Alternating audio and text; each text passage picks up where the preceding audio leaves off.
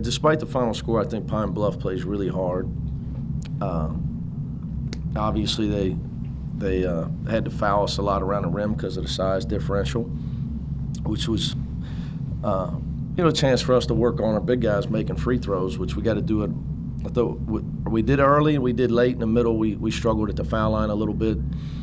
But I was most happy with the fact they played 2-3 zone the whole game, and we only shot 22 three-point shots. I'm happy with that because we talked about after the Bowling Green game that we thought we took too many. We shot 31 threes, and against teams that we have an inside. We can score inside, and our guards can drive the ball and get fouled. You're not going to get fouled, and you're not going to get a lot of offensive rebounds if you shoot the first three you can get off. Not that we don't want our guys shooting wide open shots, especially when we're breaking, but wide open shots. But we settled too much in the first half at Bowling Green. We didn't do that tonight. Our guys showed great patience in their passing and trying to get the ball inside today. That's why we got to the foul line so much. Is it hard to for players to get into an offensive flow when they get fouled that much, or do you think they did that? I think it lets them catch their breath probably. We try to run up and down a lot. It is what it just is what it is. I mean, we set a record today with attempts. You figured there were going to be a lot of fouls just because, like you said, the size difference? Yeah, but I didn't want our guys taking the bait and not throwing the ball inside. I thought against Robert Morris when they played zone and the game started, we struggled early because we didn't throw the ball inside. So guys did a good job with that. Defensively, we started the game, I think it was 20-2. Our defense is getting better as time goes, and that's going to have to because obviously the waters get deeper. We did a much better job, I think, in recognizing things that our opponent was doing to us and trying to take those away. How about your defensive rebounding so far? It's tough when a team misses that many shots. It's all percentages. Like you look down and see, well, they got 15, but 4 of them got knocked out of bounds. But we have some guys looking to leak out when we're up 20, and it'll get you beat. Trust me, it's a point of contention. In practice and in film sessions, it's a point of contention. There's no doubt about it. Like there was one instance where Corey played great D, and the guy shot an 18-footer, and he's leaking out, and the ball bounces right back at him. It's like, now he knows it, he gets it, but you got to try to train everything. So to answer your question, yeah, I mean he'll get to see it again on the film tomorrow. Jerry Clark only took 4 shots. Does he have an easier time in this offense, or is it harder to get him the ball? Zone. Because you look at it, Octavius only took 4, but he's can't get a field goal attempt when they're fouling you. Yeah, You like the way Jerry's operating this offense? Yeah, it was just different today. Because it was like you said, it was not much flow because of all the fouling. Just still trying to get him to run up and down more, and play more in transition. But with our offense, the open man's the go-to man. So it just depends what the other team does defensively. I don't think he was passive today at all. Maybe a 3-pointer? Yeah, he's been dying to show everybody he can make that shot. Mick, is there a player you've coached that reminds you of Justin Jennifer? He's so special. He's a lot of fun to watch. Yeah, no, just when I watch my old LaSalle high school tapes. Exact same thing, huh? You love that one, did you? Yeah. Speed and quickness, unbelievable speed and quickness. I can vouch for that. As I was blazing around with a knee brace on. It's funny in recruiting. You reach a point when you watch film and you prepare for other teams, and so I told my staff, this happened about 3 years ago. Was when I said, I'm sick of everybody else has got this little fast guy that we can't guard. I want one of those guys. It was like I was my Christmas toy. That's what I wanted. So when I went to see the Maryland State Championship game to see Dion Wiley play, who plays for Maryland, Antoine was recruiting, and I came home with Justin Jennifer. His team won the state title by 30. He dominated the game as a sophomore. So I told Antoine at half, I don't think we're going to get Deion Wiley anyway. But it's not a wasted trip because I found a guy. And I happened to coach his cousin at Murray State, so that worked out fine. But now his speed is game-changing. You know, it's something you can't coach, and it's a problem for opponents. And I think his confidence, though, and his basketball intellect is really good. But what I would tell you is what makes a guy the player he is, whether he's big, small, whatever, he has a love for basketball that I think permeates to his teammates. And the guy just loves basketball. He knows basketball. He watches basketball. I mean, and it's why he's so good as a freshman. It's why you see, he's a confident player. And you got to recruit guys that love basketball. It's hard at times because you really don't know. You see a guy, well, hey, we need a big guy.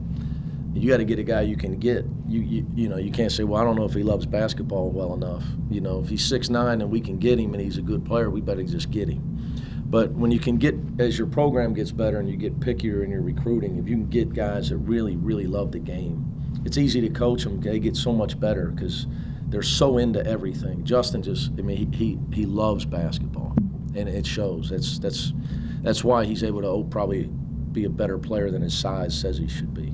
That, and he has the speed that I had at LaSalle. Does he look quicker to opponents, maybe because of the contrast between him and Troy? Oh, that's not. It's almost. See, you're going back to your baseball coverage. Oh, yeah. Yeah. It's going back when the Braves used to bring in John Rocker after Greg Maddox came out. That's exactly what I was. There you go. So is that, Change of pace. Is there something to that? Oh, no doubt. I mean, he comes off the bench and, it's like Speedy Gonzalez. I mean, I'm sure it's a big difference for the guy defending, because Troy's obviously at 6'4", he can shoot, and he's a great player, but they're very different.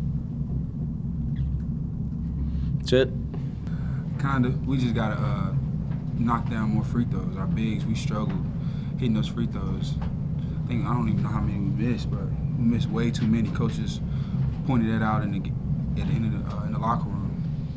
You attempted, I'm sure you don't know this, but you attempted 59, which is the most in school history in one game. We did. And you made 41, which is the second most in school history. What's it like playing a game like that? Or did you even notice it? Yeah, I noticed we were shooting a lot of free throws, but it's always good if you can get easy ones. Like Gary said, we just got to knock them down. When you're a big guy inside, you get the ball and you never foul like that, you just got to brace yourself to get hacked every time you go up.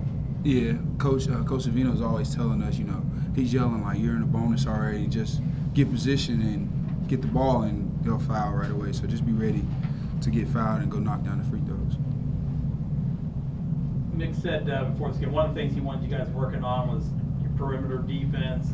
They were going to at least be able to have some quickness out there for really the big guys in particular. Do you think you guys did okay on that front? Yeah, I think we did. One play to bring back, Corey had one of their best players out top, and he actually contained them and made them shoot a tough jump shot that he missed the whole rim. So right there, we're all on the bench excited because usually Corey struggles with that, and I know in the first half we all were doing really well with just staying in front of guarding our guy and making sure we wasn't getting beat straight line. Farad, are you just seeing things at a different level right now? I mean, you're up over 60% from 3 through 4 games. I know it's something you worked hard on, but does it just look like throwing it in the ocean? Yeah, it's feeling real good right now. It's just all summer I spent a lot of time shooting, so it's just been my preparation for the games. I kind of know how it goes. Once it starts, I know how to pick my shots, take better shots, and hopefully I can keep it up. Was that the main thing last year, shot selection? Yeah, because I was, I was trying to get in the flow of the game more often, so I just kind of had to be over-aggressive sometimes because they was telling me to look to score, so I wasn't very patient all the time, and I think that's what I'm doing now, is being more patient. Gary, are you guys almost surprised at this point when he misses? Yeah, we are. I know before I shot my 3, I came off in the corner and I was open, but he was open, so I was like, let me go ahead and get it back because I know it's good. Farad, can you talk about, I know you guys don't want to talk about the freshmen too much, but Justin Jennifer, it it looks like he's putting on a circus show at times out there. What are you guys seeing? I mean, are you wowed by what he's doing out there so far? Yes, definitely. He's a very exciting player. So when he got the ball, you never know what he's gonna do because you know he's looking to pass and he's moving so fast. So you're just trying to be ready in case he throw it to you. You don't want to get hit in the face with the ball. But the thing I'm most surprised about is how he finishes. Like once he get in the lane and go up with it, it's pretty amazing. We were just talking about that in here. At some point, it feels like some guy's going to get hit in the face with the ball. It's just a matter of time. I mean, how much whip is on his pass? Even the one-handed passes, how much whip is on that? It's a lot. Like if you're under the goal, you better be ready. Yeah, Corey struggled at first with it. Yeah, he hit Corey in the head a couple of times throughout the summer. But having a guard like that, I mean, you know, obviously, as being a guard as well, how much better does it make this team? Because he really is finding spots and getting guys open with his pass. How much better does it make this team? It just helps us on the offensive end a lot, you know, because you get easy buckets now, and we're not having to like always work for get a tough 2 points, and it's just very helpful. Rod, you said one of the things about getting into the flow of games easier. Is it easier starting versus coming off the bench for you to get into that flow? Yes, definitely, you know, because I'm coming right out of warm-ups, and I'm immediately in the game, so just kind of in rhythm, you know, just it's a lot better, a lot easier. Gary, how have you started to, you know, Mick talked in the beginning, you were having a little trouble with the pace and as fast as everybody's playing now. How's that adjustment coming for you, and you feeling more comfortable with, you know, not coming down and grinding out a shot clock? It feels a lot better because, you know, last year I couldn't make it through the first media timeout. I had to come out before it even was time. So it feels a lot better, you know, we really worked on my conditioning all preseason, and then the first exhibition game, you know, coach was pushing me to keep going. So, you know, now we're pushing it so fast to get easier shots. You know, we're not having to set up against someone's defense. So, you know, I'm inbounding and I'm running down, getting into play real fast. So it feels a lot better now than what it felt like this last year right now. You worked on, go ahead. You still only took 4 shots today. You don't seem to take a lot of shots. I'm just wondering, is it easier to get the ball to him now the way you guys are playing, or how does that impact your ability to just get the ball down low? I would think you don't get as many touches. You know, our first initial is, you know, for the guards, just against that zone, it's kind of hard for them to see past their man. So, you know, we're still working on them getting it to us a lot more. But, you know, I'm also an unselfish player, so if I'm not wide open a lot of times, I'm not forcing it because I'll get turnover prone, and then there goes my whole mindset of looking at the rim. So I usually try to be patient with it, so I don't try to force anything too much, and just kind of let it flow and let it come to me. When you do get it down low, are you double teamed less often than you used to be? Yeah, because we've been working on quick shots so often. You know, you get it, make a move fast. Last year I would take like 6 dribbles to make a move. Now it's just like we've been working on, Coach Vina's working on us catching just quick moves real fast. You got double teamed a lot last year. Yes, sir. You worked a lot on that jump shot.